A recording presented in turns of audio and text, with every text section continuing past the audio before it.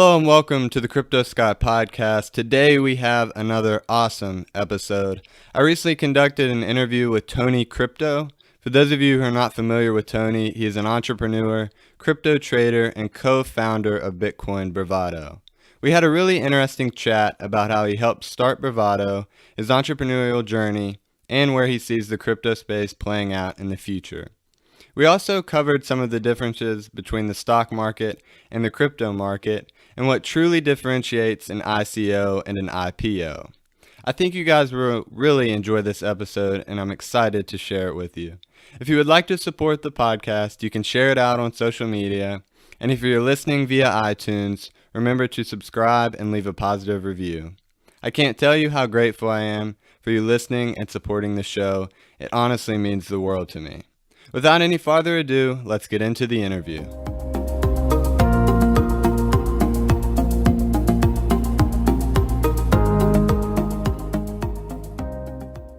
Hello, Tony Crypto. I want to say thank you for joining and welcome you to the Crypto Sky podcast.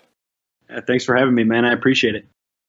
All right, so talk a little bit about how you got into crypto and then what kind of background you have before crypto.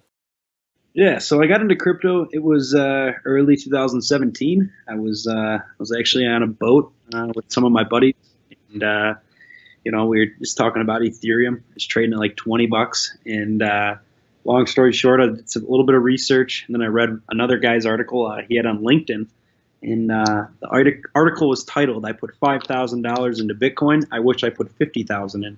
This article was from like December 2016, so I read it, and I'm like, holy shit, like Bitcoin was trading $600-700, Ethereum was trading like $9, and I'm like, oh my God, so I'm reading it and I'm going like, wow, this is really something here. We got something to, go on. So another week went by and I'm looking at it, Ethereum's still at $20, $30. I'm like, shit, and one thing led to another, and I finally invested in Ether, and it was like $37. I think I have a screenshot on my phone still.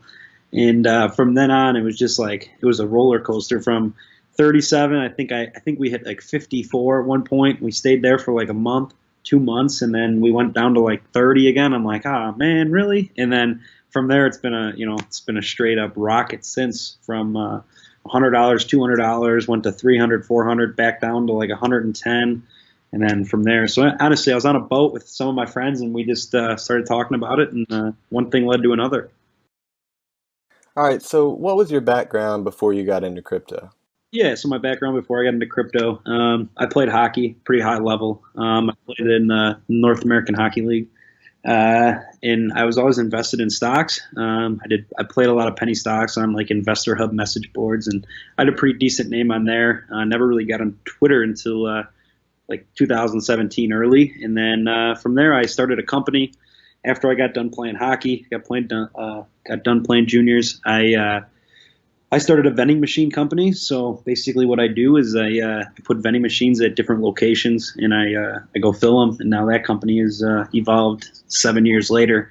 Now my brother works for me, my two cousins work for me, and I also spun another company off of that, which is lunches for kids that can't afford lunches in the state of Illinois. So I have I think it's 14 different schools now that I provide a lunch for students that their parents can't afford to bring them a lunch every day.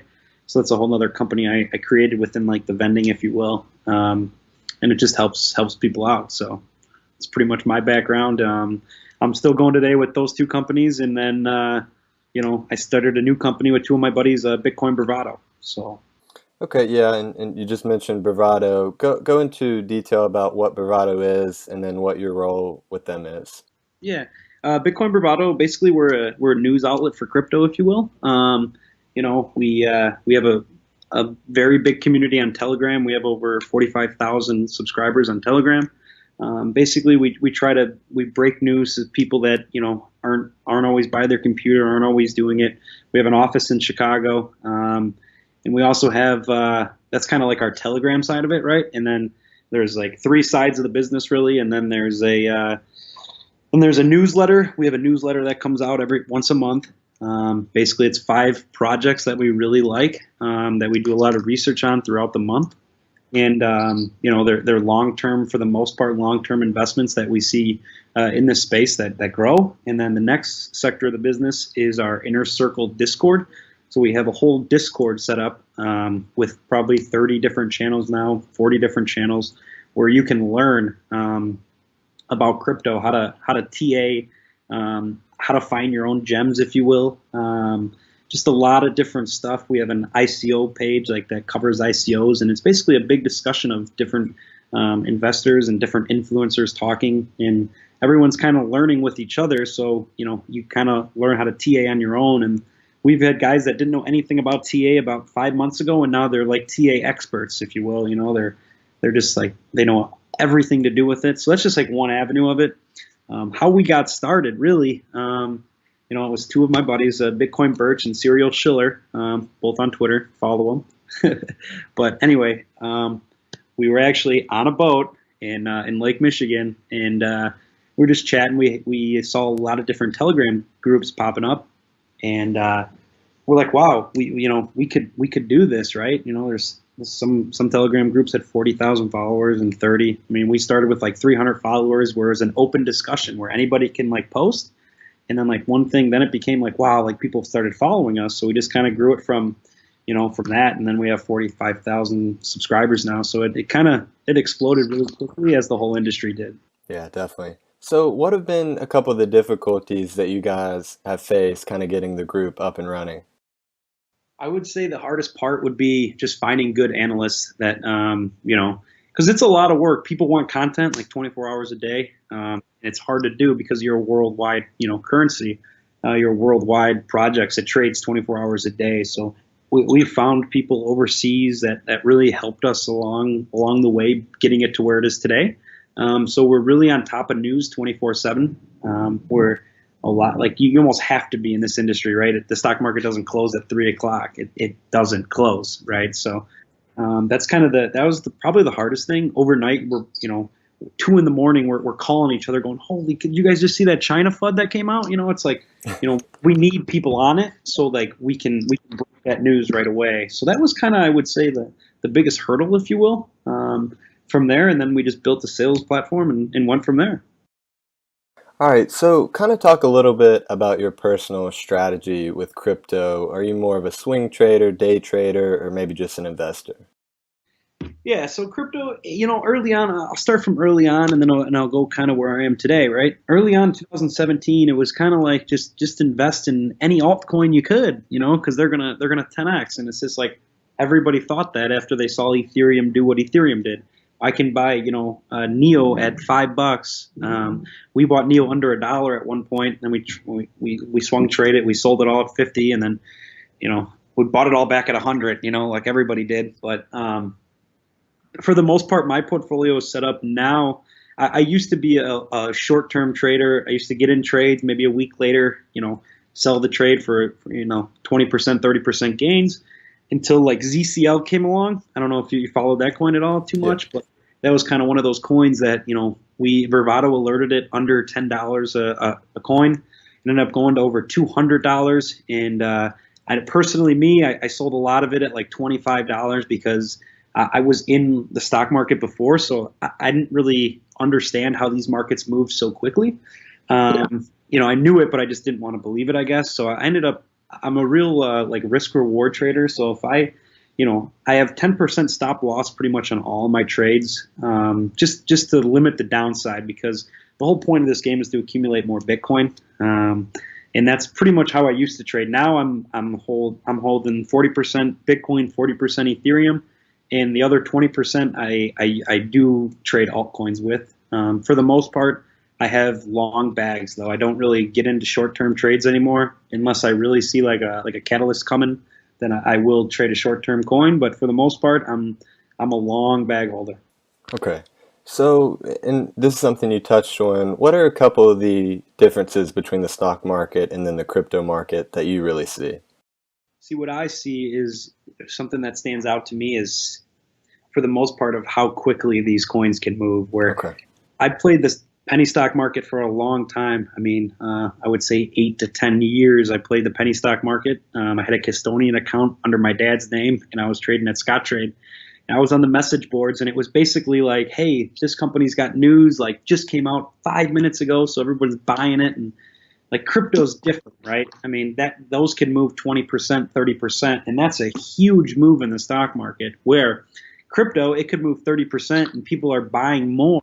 And it's like, that's, it's crazy. And I didn't wrap my head around that really until, I understood, look at some of these coins. Neil, under $1 traded, it's trading over $70 right now. At the peak, I think it hit 150 offhand. I'm not positive, but it's unbelievable the returns that I didn't, that's the biggest part, was the return on your investment. When it's a new space like this, you can't comprehend how much higher they can go, if that makes sense. Yeah. That's kind of the main focus that I saw was, there's really no top. Like some people, obviously, some predictions out there, $1 million Bitcoin.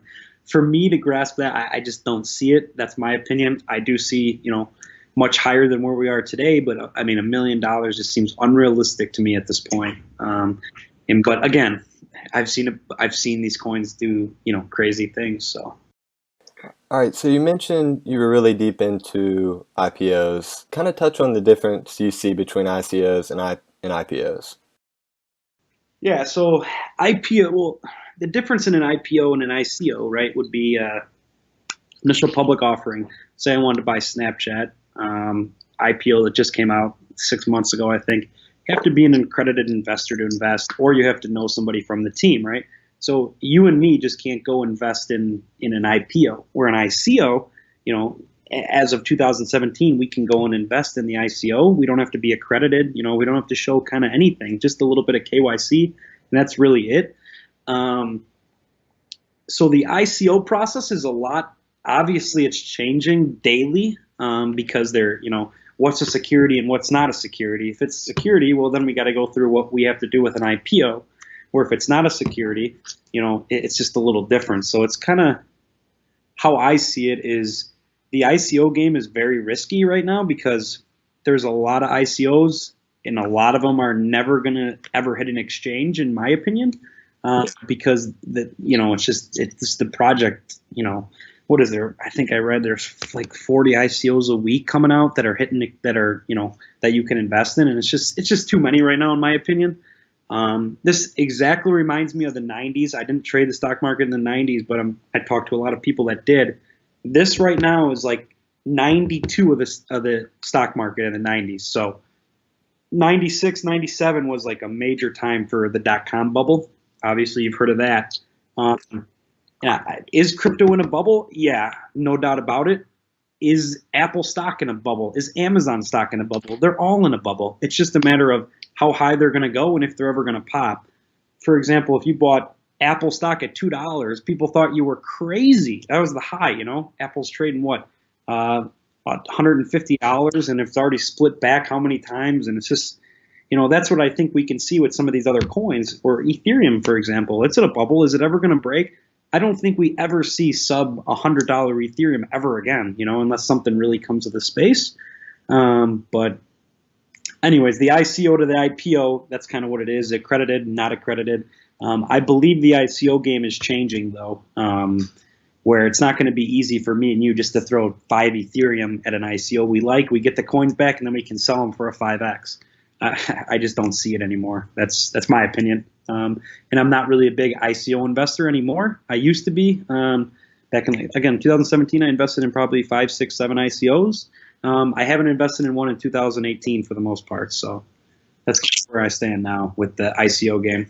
Okay, and you mentioned the bubble, and that's actually something I wanted to talk with you about. Just kind of compare what you see with the .com bubble, and then do you think a bubble is maybe a positive thing for the crypto space, bringing new money in? Just kind of talk about what you see playing out.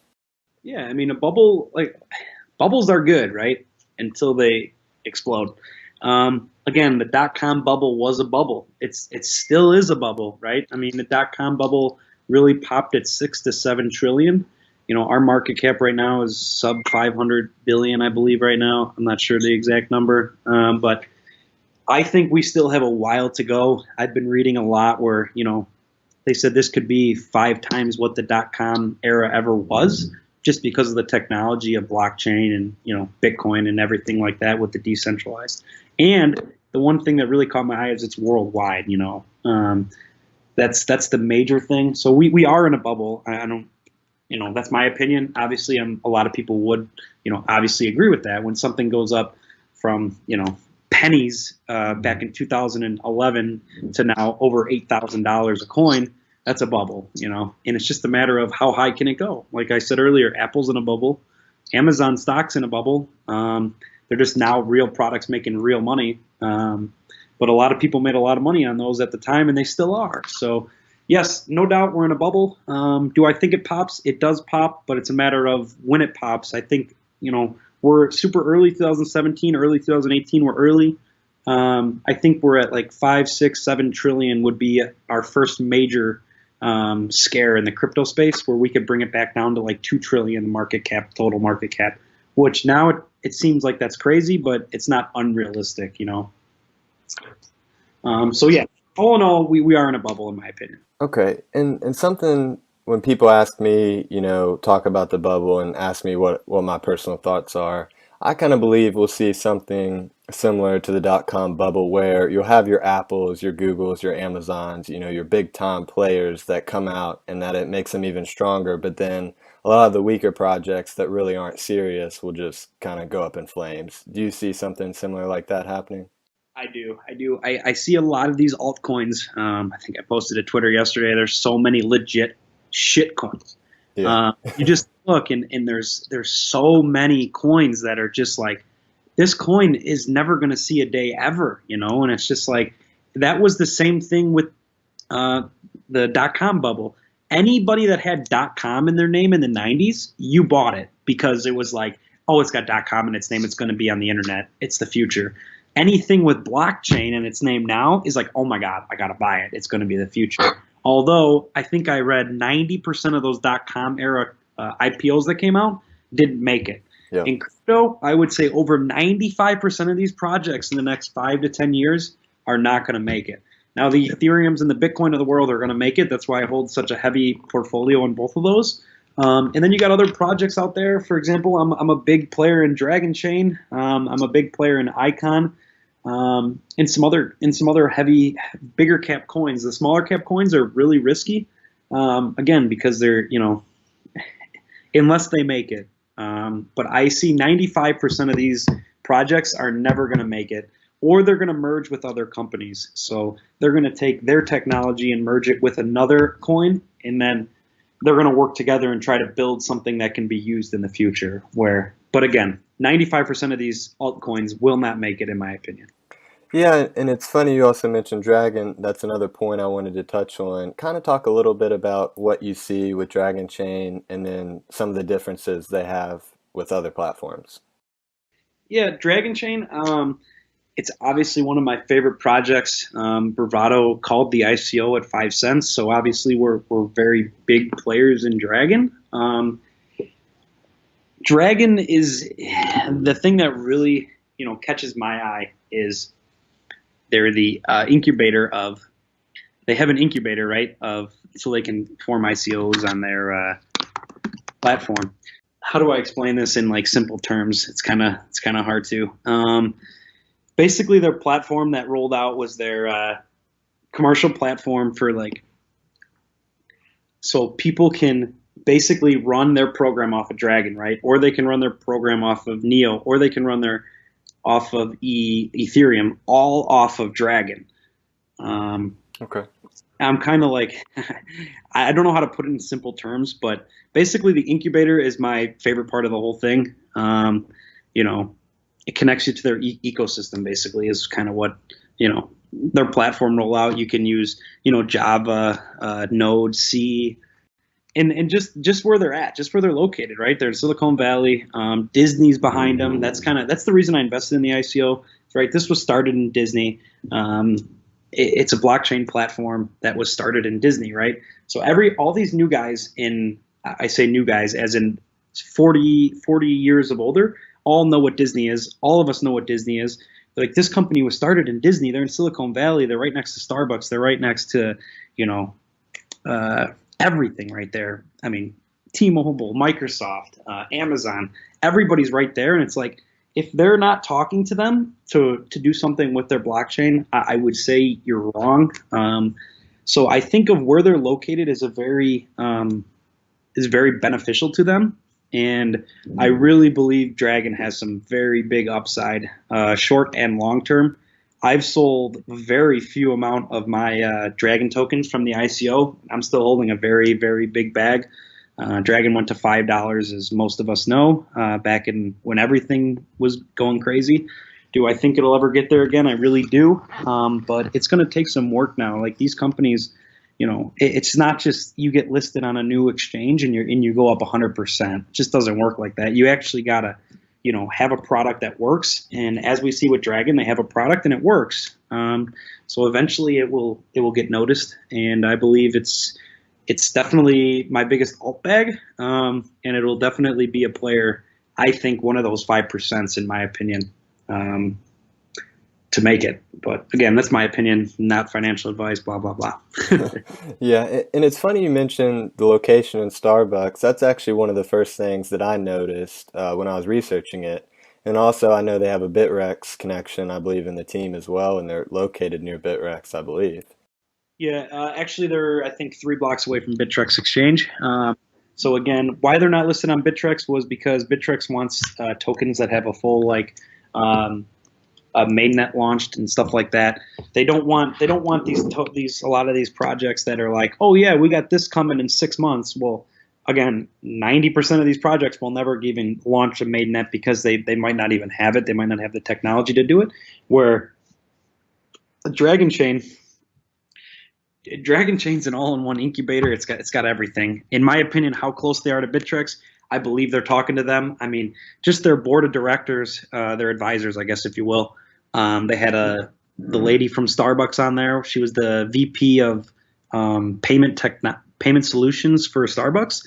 So that tells me that if they're not working with Starbucks, I would be very, very, very amazed that they're not. The reason I don't think they're disclosing it, and this is purely my opinion, is because that it's a public company and that they might not have anything in the works. They're just trying to see how they could work with them in the future on their supply chain from step one to, the coffee bean getting grounded in your cup. They can all put that on the blockchain and you can see directly where it came and to where it is today. And that's just Starbucks, but they have an FBI director that was an advisor. They had the co-founder of Xbox, which is Microsoft, which is again only a couple miles away from them. So are they working with these companies? I don't know, but it would be amazing to me if they weren't, just because of their advisors. And since then, actually, I think they deleted a lot of stuff was going around on all the Twitter and stuff like that. They're connected to Starbucks and everything. And since then, their team, you can look at it, they don't even have the co-founder of Xbox anymore. They don't even have the Starbucks lady's name on there anymore because it was just they didn't want any false rumors going around that they had deals with them. So for the most part, though, Dragon is one of my favorite projects all in all. So, what's maybe a sector that you're really bullish on? Do you see platforms, being the best option, or do you see maybe privacy coins? What are your thoughts on that? I really like privacy coins, right? Because that's kind of what Bitcoin is. Why should everybody see what, for example, if I have $100 in the bank, or $1,000, why is it privacy is no one needs to know what I'm buying, what I'm spending my own personal money on. I really like privacy coins. That's kind of my thing. XLR Solaris is one of the privacy coins I hold. I also do hold a little Verge. I know there's a lot of haters out there, but Verge is, it's a good project. Again, Bravado called Verge at 55 stats. It's now around 600 stats. That was one of our signature calls, if you will. And we really like privacy coins. That's one thing I do like. I like anything that has to do with, I'm not a big fan of like all these exchanges coming on. Like everyone's got a new exchange, oh, we got, this exchange, and we're decentralized and we're this. I mean, there's only going to be one IDEX of the world, I think, long term. There's only going to be one Bittrex in Binance. I mean, there's going to be a lot more, but it's like, what are they going to use? I think we're going to get one player to really, seize that moment, if you will. And Binance kind of did that. They have, I think their top three, like OKEX is number one exchange with volume. Binance is number two, right behind them. And then you got some other exchanges, all over the world. But I just think, you got Gemini in the United States. You got Coinbase / GDAX, which trades a lot of volume. I think it's trading almost $150 million of volume a day. But they only hold 4 coins, right? So it's like, they said they're going to list more ERC20 tokens. Are they or are they not? It's like, do they want to be the main player or don't they? And they have that option to be because, where they're located and stuff like that. But everyone I know, what they'll do in the United States is buy on GDAX and they transfer right to Bittrex. They don't even trade on GDAX. So GDAX is losing so much money on trading fees because no one even uses the platform to trade really, unless they're swing trading Bitcoin or Ethereum or Bitcoin Cash or Litecoin, where Bittrex is getting a lot of the volume, although Bittrex volume is down tremendously because that's a whole other story. But so back to what I'm saying is, I do not like all these exchange coins that are coming out. I just think there's too many, and eventually it's going to get down to like 15 exchanges, and that's going to be it. A lot of these other exchanges are going to be gone, in my opinion. So. All right. So what are your thoughts on institutional investors coming in the space? Do you think that's going to help the average investor, or do you think that will maybe hurt the average investor and make it more difficult to trade? I love the institutional money coming. There's no question about it. I don't see how you can't. But the institutional investors, again, are going to be holding, I would say, 95% of their money in Bitcoin, Ethereum, or Bitcoin Cash. They're not going to be swing trading altcoins. I don't see it. They already got computers trading altcoins. There's bots out there trading altcoins. There's bots trading guys on Twitter. They post something on Twitter and bots are buying and selling what they're saying. There's a lot of people that bots are already kind of, moving the markets. Institutional investors are going to be heavily invested in Bitcoin and Ethereum, in my opinion, or Bitcoin Cash, which, again, I hate to say it, but Bitcoin Cash, I do like it. I am more bullish on Ethereum than all three of them, but the institutional investor, I think, are going to be holding the main coins. They're not going to be, I don't think they're going to be swinging altcoins, like the average person does, if that makes sense. Yeah. All right. So touch on kind of how you see entrepreneurship mixing with blockchain and crypto.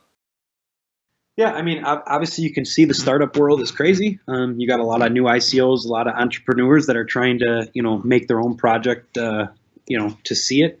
In my business, I could never really put my business on a blockchain. It's just kind of, it's a business that really doesn't, you can't really do that with. I'm sure you could in some way, but it just wouldn't be worth it at this time.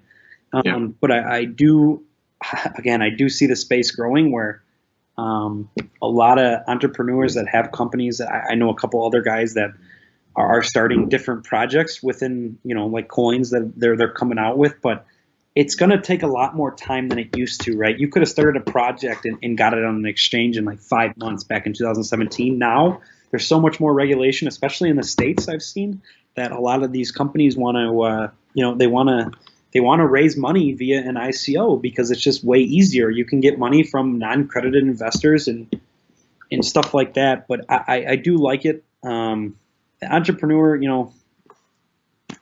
it's definitely, every entrepreneur is looking for a new way to make money. How do I start a new company within a new space that's growing to make more money? And that's just the way entrepreneurs think. Do I think that's going to evolve? Yeah, it's definitely going to, it's definitely going to be something to watch, I guess, if you will. But again, I just don't see these tokens that are coming out. Again, half of them are complete trash, So I don't know how it's going to work, but obviously, entrepreneurs are there to, everyone wants to get into the next thing. And how can I put my company on a blockchain and create an ICO with an ERC20 token or an EP token or something like that. But that's what I see from it, I guess, if you will. Yeah. So where do you see businesses specifically utilizing blockchain, whether that be a supply chain or building a platform? What are your thoughts on that?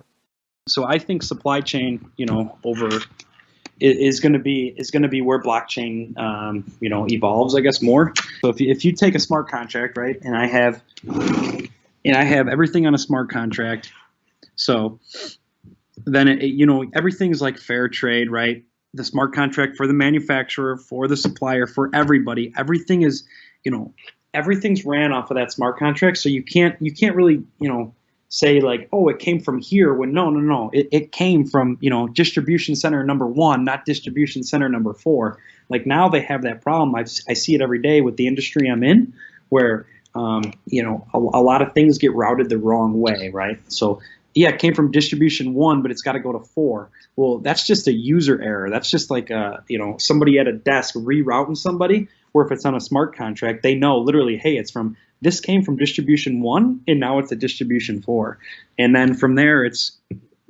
getting sent back from distribution four back to the stores, right? Everything's on a smart contract that can't be like fraud. Like they can't make it up. It's just what it is.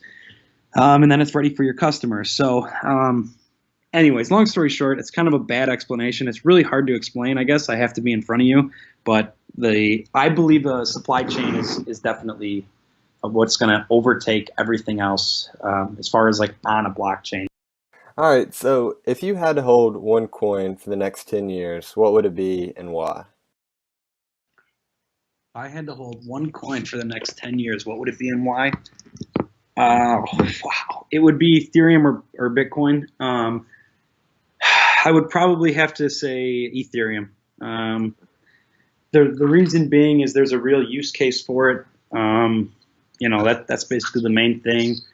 I would hold Ethereum because it has a real use case. That's Bitcoin does have a use case, but not really, right? Not yet, I guess, if you will. It's kind of digital gold. Again, I compare Bitcoin to gold. I don't go to Walmart and put gold on the counter and pay for my stuff in gold. That's Bitcoin. I'm not going to go to the Walmart and pay with Bitcoin, where I could pay with an alternate currency that it may not even be out yet. But for the main part, Bitcoin is going to be the main player. It's always going to have its value, I believe. It's always going to be maybe number one or number two in market cap terms. But if I had to hold one coin for the next 10 years, it would be Ethereum, in my opinion, hands down. Okay, and then what are your thoughts on the regulation, and specifically in the United States with crypto? Yeah, so crypto, I believe it's going to be way more regulated than it is now. Obviously, they really don't know what to, they don't even know what Ethereum is. Is it a security? Is it not a security? I believe it's not a security. But I believe the regulation is going to tighten up a lot.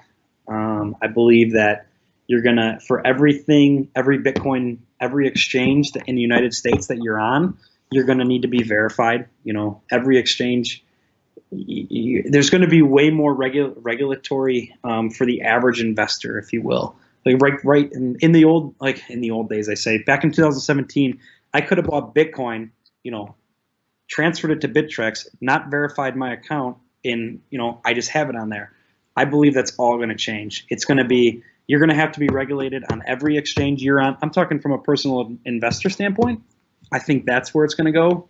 They're going to know where your wallets are. They're going to know everything about it.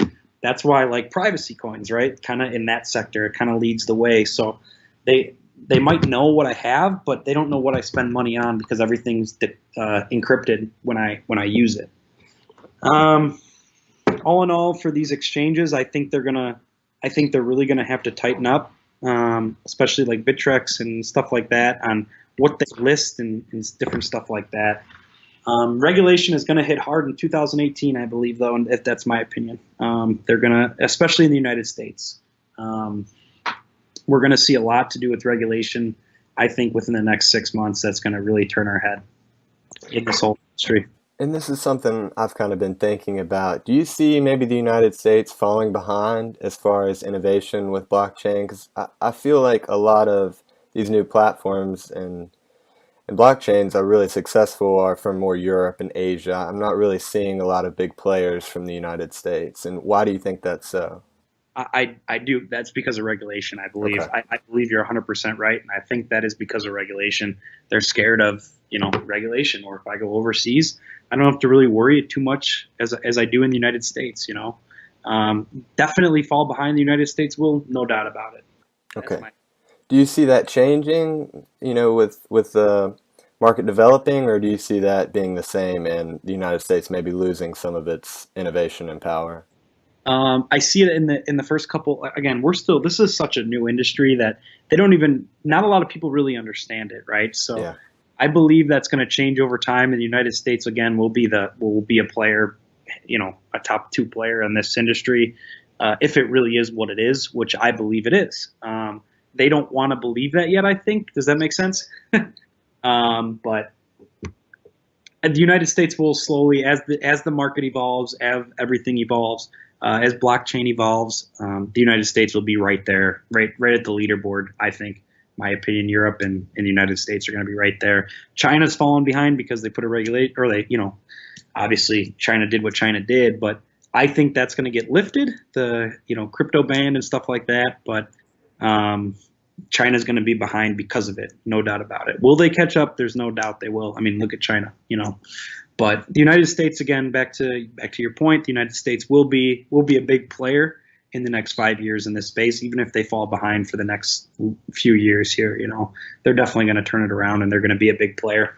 Yeah, and something you mentioned, the China ban, and there was a lot of FUD around that, and I feel like the media is kind of twisting blockchain and crypto to kind of maybe keep people away from it just because they don't fully understand it yet. What are your thoughts on that? They definitely are directing people, I guess, away from it because they don't understand it. Number one, and number two, the volatility. I mean, Bitcoin can move, 10% in a day. It can move 10% in an hour. Where you get the Dow Jones, if it moves 10% in a day, I mean, you got people jumping off buildings, man. I mean, it's like it's a stock market crash, and that's why a lot of these investors in crypto are young, right? A lot of people I've met are under 30 years old for the most part that are invested in this space. It's kind of like the new generation. Our generation's kind of taken this over, and they really never traded stocks before, so they don't understand the swings of a real stock market. And if something like back to my point when I said earlier, if something went up 20%, I was selling it because I used to trade stocks. For me to get a 20% move, I'd have to wait 6-7 months, sometimes never at all. And I would make 20% in a week. It was like, holy cow, how do I not sell it? This market's different. The media is pushing people away, I believe, because the main part, they don't understand what blockchain is. Yeah, so kind of switching gears here, how do you manage to balance your lifestyle with being an entrepreneur, working with Bravado, and then also trading crypto with the market being so volatile and 24/7? It is. So we do have about 8-9 people in the office now. We have an office right down in the city. I'm here now, obviously, but as an entrepreneur, I have two other companies along with Bitcoin Bravado, which is kind of like my full-time gig at nighttime, if you will, because from like 5 o'clock till like 11 o'clock almost every night, I'm researching crypto. I'm on Discord within Bravado, looking for news, looking for new coins. That's kind of like the end of my day. The beginning of the day is kind of my other business, if you will. Answer phone calls, answer emails, stuff like that. So I do have to balance as of right now. I kind of am working with 3 companies, 2 of my own, and then another one I'm obviously an owner of as well. But for the most part, it's a lot of the Bitcoin stuff I do at night, but whenever I have a break into my schedule, which I'm my own boss, right? So I can kind of do what I want, but you still gotta. And everyone says that you can do whatever you want. Well, it's not like that, I mean, you still got to work. You still got to get your stuff done. It's not just turn over every day and you wake up and everything's done. Someone's got to do it. So you got to manage people and stuff like that. But there's no doubt throughout the day, I got my phone out. I get text messages, from some of our analysts and stuff like that. Hey, check this project out real quick. So if I'm on the road, sometimes I'll even pull over to Starbucks or Dunkin' Donuts or something like that and pop out my computer and sit on it for 20, 30 minutes and do something real quick if it's important. And then I just get back to my day. But for the most part, I'm crypto 24/7 after like 5 o'clock. So Yeah, so and you mentioned hockey. What are some things you enjoy outside of crypto or maybe participate in to relax or have fun? Yeah, I still play hockey once a week.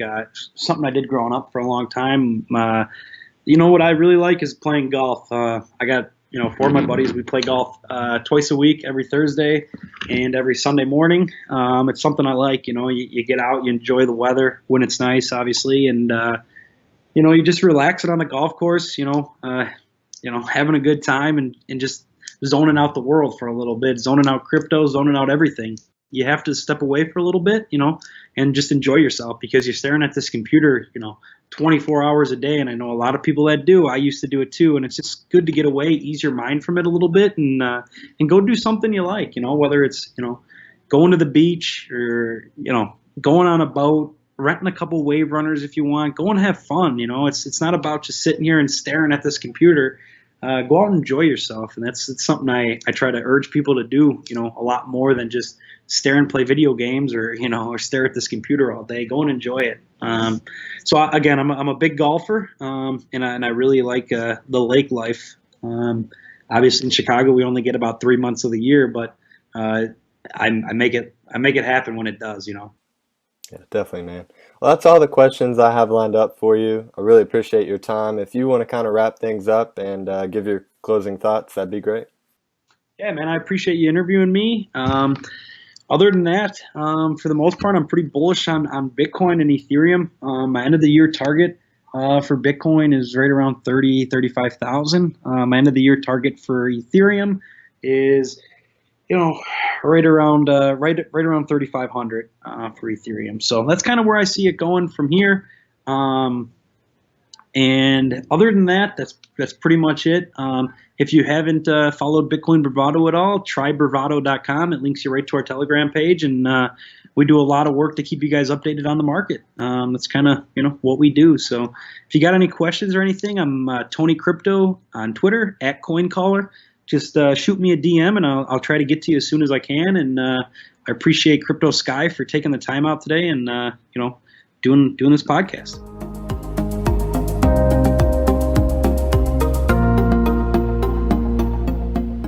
That's all for the interview. I hope you really enjoyed it and learned something from Tony. He's such a cool dude, and he's really doing an amazing job with Bitcoin Bravado. As always, thank you for listening, and I'll catch you next week.